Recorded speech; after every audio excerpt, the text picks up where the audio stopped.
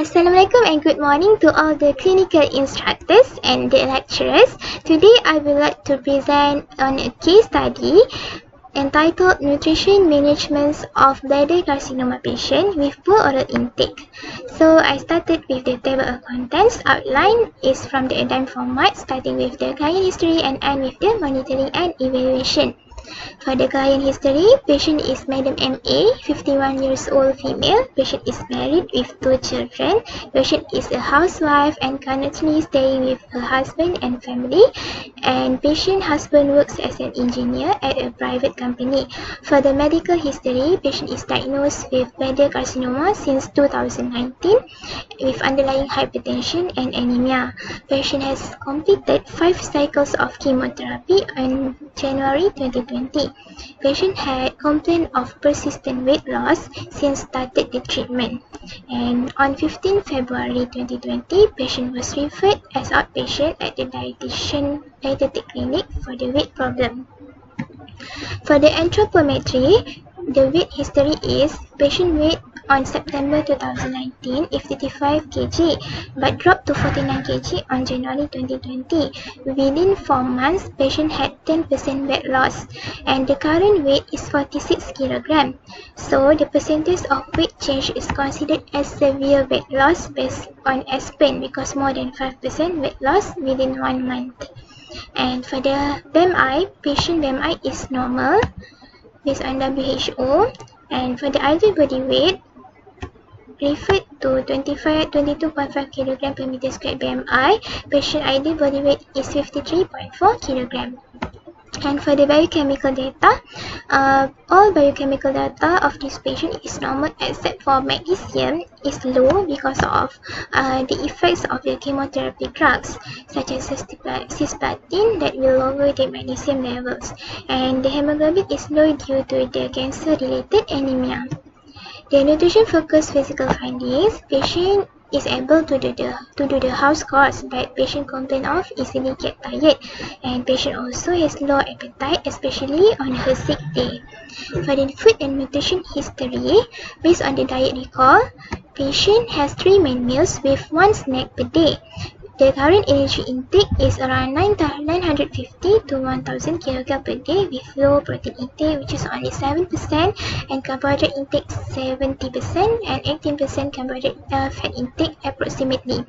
Patient claim she only finish half of the meal most of the time as she falls easily faster and after just a few spoons or just a few bites.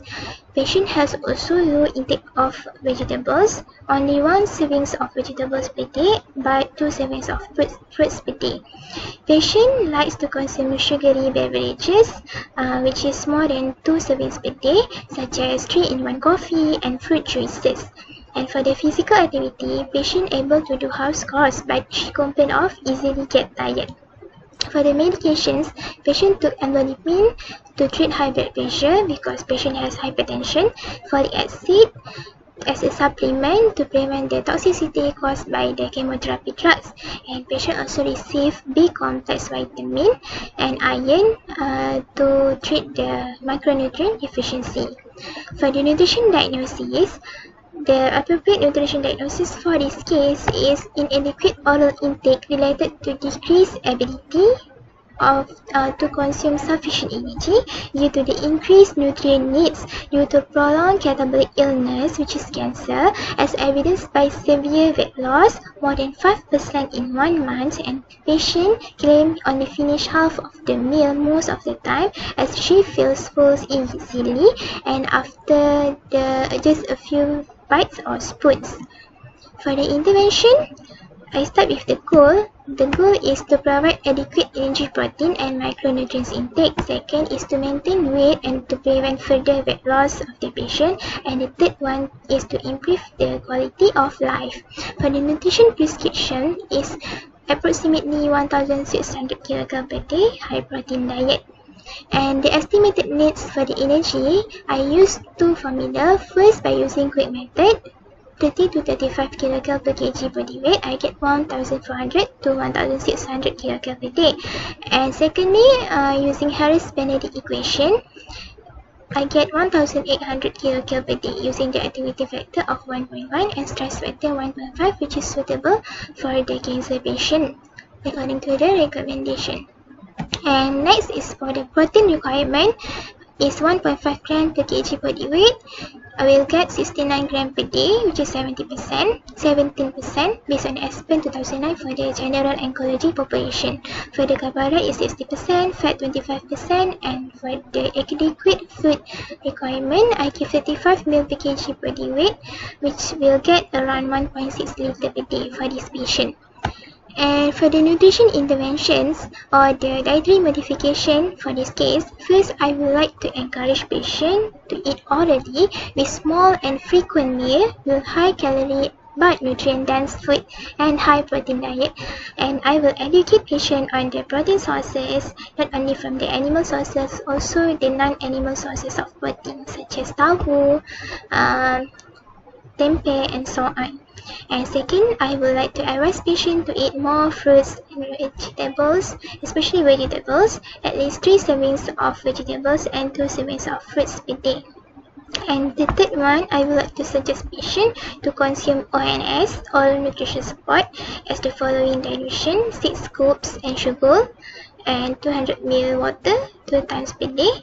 Patient is free to choose either to take the ONS on the morning tea or on the evening tea, and also before bed, what is suitable and practical for her. But must take 2 times per day, and this will provide energy 528 kcal per day with protein 21 gram per day. This will provide about 40% of the patient energy requirement, because I would like to encourage patient to eat orally more compared to depends on the ONS itself. And I choose Ensure because patient had no underlying diabetes, and patient has strong economic status. Okay, and if patient oral intake is low for certain days, for example on the sick days, she may take the ONS, may increase the ONS frequency to 3 times per day with the same dilution. Okay, this is to prevent inadequate energy and protein intake. Okay, and for the monitoring and evaluation, I will like to monitor her weight, her hemoglobin based on the full blood count, the dietary compliance towards the dietary advice, and also the feeding tolerance and compliance towards the ONS prescribed.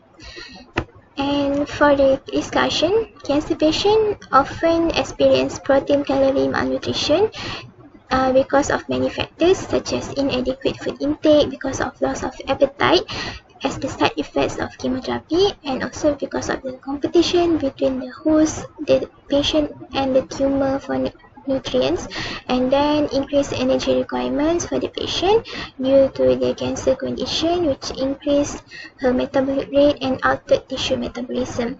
And eventually, malnutrition and loss of muscle will occur frequently in cancer patients, and this will give negative effect to their health.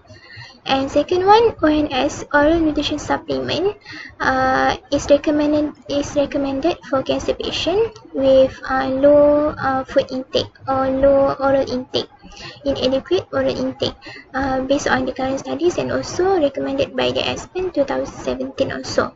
And that one is to advise patient to eat more vegetables and fruits, because vegetables and fruits rich in phytochemicals and micronutrients, not only to prevent cancer but also have cancer therapeutic potential because of the vitamins such as vitamin A, C, E, and carotenoids contained in the fruits and vegetables, and also it will lower the incidence of urothelial neoplasia, as we know that the common bladder carcinoma is from the urothelial carcinoma.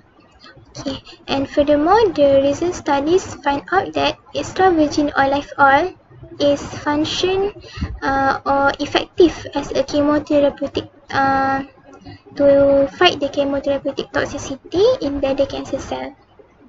Okay, for the what causes anemia and constipation. Okay, anemia and constipation is called cancer-related anemia because the pro-inflammatory cytokine, mainly IL-6, released by tumor and immune cells, play a pivotal action in cancer-related anemia, etiopathogenesis, where they promote alteration in erythroid progenitor proliferation, erythropoietin production, which is red blood cell production, survival of circulating erythrocytes in the blood, the iron balance, the redox status, and energy metabolism. All of these can cause cancer-related anemia. So this is my references, and this is some quotes for health workers that are dealing with cancer patient. We must know that when someone has cancer, not only the patient but the whole family and everyone who loves them does too. So it is good if we can talk, can discuss not only with the patient and also with the caregiver and the family herself, so that all the treatment and management can be conducted well. Okay, that's all from me. Thank you.